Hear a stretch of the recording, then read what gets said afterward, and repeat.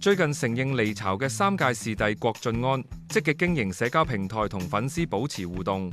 日前佢就喺小紅書上面分享自己為咗拍劇集《致命復活》極速瘦身嘅經歷。佢話因應角色需要，必須喺短時間內減磅，最終用咗2個月時間，成功減咗10公斤。因為我當時睇咗劇本之後，我發現呢個角色係要瘦，我要追個時間，喺開工之前我要瘦10幾斤。咁個方法就係點呢？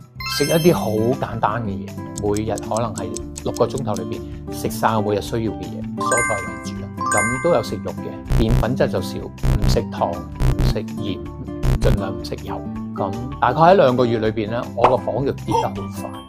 呢種極端嘅減肥方式雖然有效，不過都帶嚟咗一啲後遺症啊！我記得嗰陣時係令到我集中唔到去做一啲嘢嘅，所以我喺度奉勸大家咧，就唔好好似我咁樣去減肥啦。而家生活裏邊咧，我就繼續 keep 住就係增加我個肌肉，我就會主張自己去做健身，俾身體多啲嘅壓力，吸收多啲嘅蛋白質，然後增加自己肌肉量。所以咧，我喺度咧亦都奉勸大家啦，做多啲運動，少食多餐，同埋注意你腸道嘅健康咯。